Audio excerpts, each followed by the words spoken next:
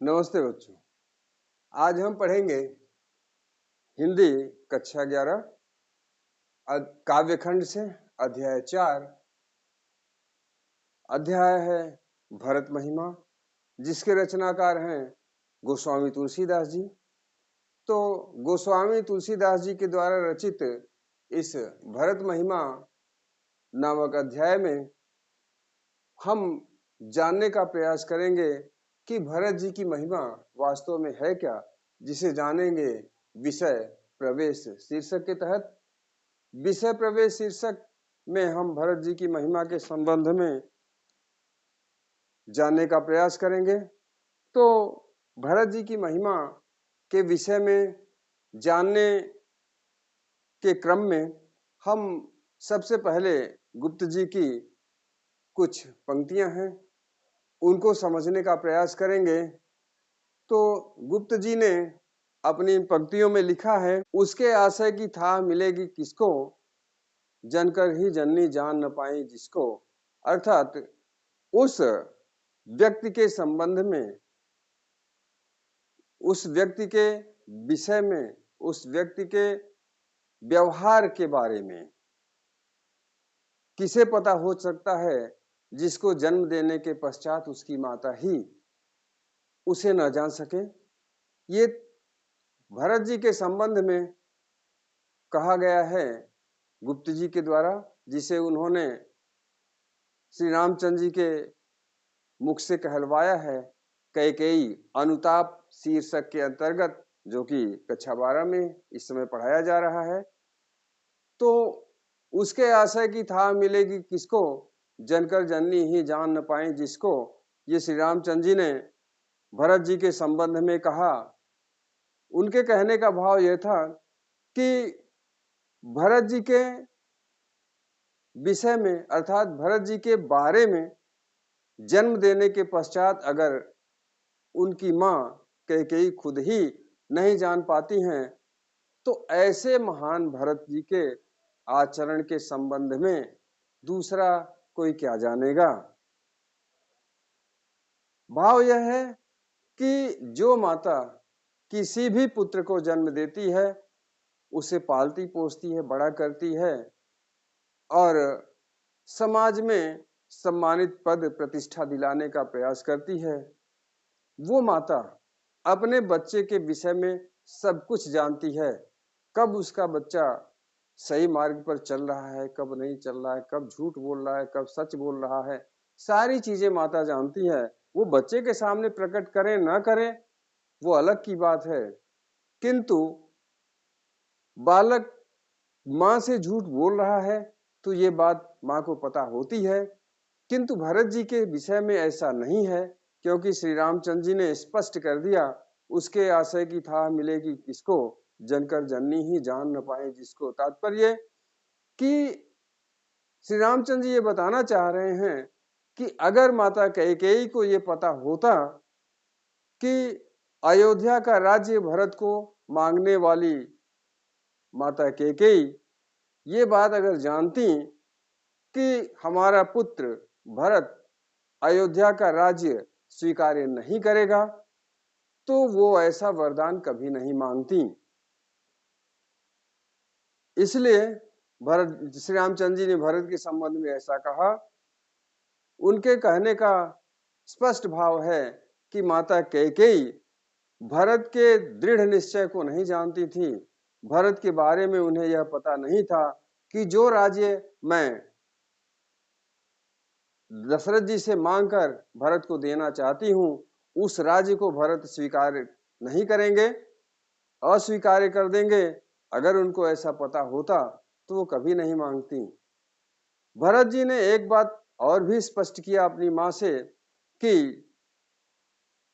आज के बाद मैं अपने मुख से तुम्हारे लिए मां शब्द का उच्चारण नहीं करूंगा, और उन्होंने ऐसा किया भी।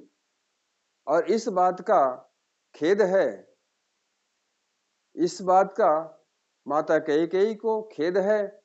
कुल मिलाकर के हम ये बताना चाह रहे हैं कि भरत जी के विषय में जो यहाँ तुलसीदास जी ने लिखा है भरत महिमा शीर्षक के अंतर्गत, वो निश्चित रूप से बहुत ही उच्च विचार है। भरत जी के आचरण के संबंध में, भरत जी के व्यवहार के संबंध में, उनके विषय में अगर कोई जानता है तो वो श्री रामचंद्र जी ही जानते हैं, दूसरा कोई नहीं जानता। क्योंकि श्री रामचंद्र जी ने दिया था कि तिमिर तरुण तरनी मग गिलई गगन मगन मग मेकई मिलई गोपद जल बूढ़ई घट जोनी छ सहज क्षमा बरछाड़े छोनी। उन्होंने स्पष्ट कर दिया कि पृथ्वी सहज ही अपने क्षमा करने की प्रवृत्ति का त्याग भले कर दे, मच्छर की फूंक से सुमेरु भले ही उड़ जाए, समूचे समुद्र के जल को पी जाने वाले घट योनि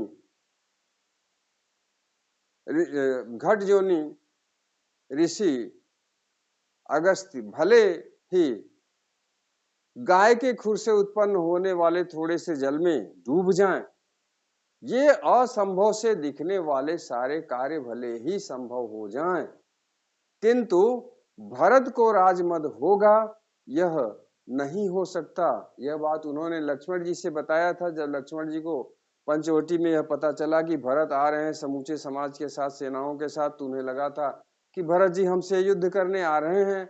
उनको बड़ा क्रोध आया था। उसी क्रोध को शांत करते हुए और लक्ष्मण जी को समझाते हुए भरत जी ने यह बात कहा, और यह भी कहा कि अगर भरत जी जौन होत जग जन्म भरत को सकल धर्म धुरधरन धरत को, उन्होंने यह भी समझाने का प्रयास किया कि अगर भरत का जन्म इस पृथ्वी पर नहीं हुआ होता तो पृथ्वी पर धर्म की धुरी को धारण करने वाला कौन होता, अर्थात पृथ्वी पर धर्म की धुरी को धारण कौन करता। उन्होंने यह बताया कि भरत ने सूर्यवंश रूपी इस अयोध्या राज्य में जन्म लेकर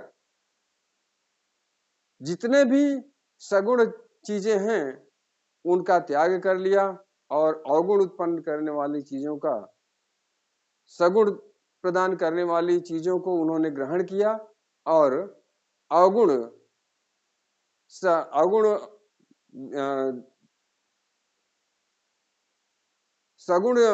चीजों का सगुण की चीजों को उन्होंने ग्रहण किया और अवगुण जिन चीजों में था उसका उन्होंने त्याग कर दिया।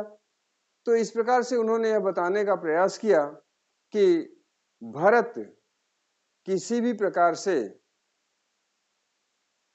हमारे लिए बुरे नहीं हो सकते, भरत किसी भी प्रकार से हमारे लिए बुरे नहीं हो सकते।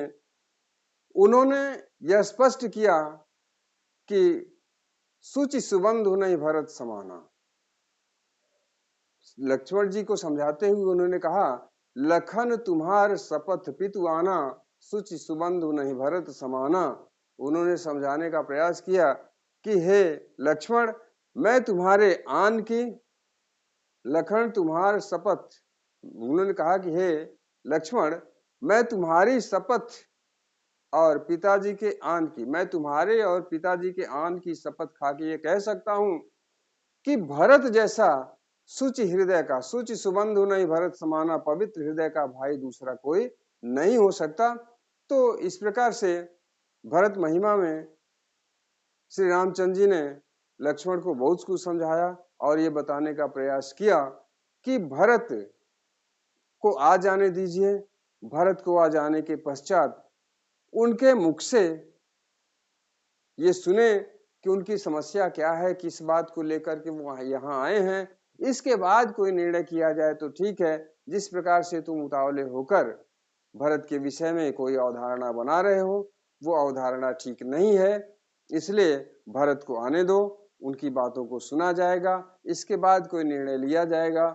तो वही सारी चीजें भरत महिमा नामक इस शीर्षक में हम पढ़ेंगे कि भरत महिमा के अंतर्गत तुलसीदास जी ने भरत के किन विचारों को, किन भावनाओं को, भरत के किन व्यवहारों के संबंध में तुलसीदास जी ने लिखा है। और एक बात यह भी सच है कि समूचे रामचरितमानस में भरत का जो महिमामय स्वरूप है, भरत का जो महिमामय आचरण है, वह अन्य किसी पात्र में दिखाई नहीं देता है। जब भरत जी का ऐसा चरित्र है, तो उनके चरित्र से प्रभावित होकर के इस पाठ की इस शीर्षक के अंतर्गत तुलसीदास जी ने क्या क्या लिखा है, हम अगले वीडियो में पढ़ेंगे, उसका अध्ययन करेंगे और ये देखेंगे कि तुलसीदास जी ने भरत के संबंध में क्या क्या बताया है। किंतु इस शीर्षक के अंतर्गत, इस शीर्षक को प्रारंभ करते हुए तुलसीदास जी ने जो लिखा है, चलत पयादे खात फल पिता दीन तजराज, जात मनाउन रघुबर भरत सरिस को आज, तो तुलसीदास जी ने बताने का प्रयास किया है कि पिताजी के द्वारा दिए गए राज्य का परित्याग करके चलत पयादे खात फल पिता दीन तजराज, पैदल ही जंगल के कंदमूल फलों को खाते हुए भरत जी अपने बड़े भ्राता श्री रामचंद्र जी को मनाने के लिए वन को प्रस्थान कर रहे हैं। ये प्रथम दोहे का साधारण सा अर्थ बताते हुए हम इस वीडियो को यहीं समाप्त करते हैं और आशा करते हैं आप हमारे चैनल को अवश्य ही सब्सक्राइब करेंगे, हमारे वीडियो को लाइक करेंगे और शेयर करेंगे। मिलते हैं जल्द ही अगले वीडियो में, जिसमें हम आपको इस भरत महिमा के संदर्भ में आने वाले दोहों और चौपाइयों की व्याख्या करेंगे। तो आज बस इतना ही, मिलते हैं अगले वीडियो में, तब तक के लिए धन्यवाद।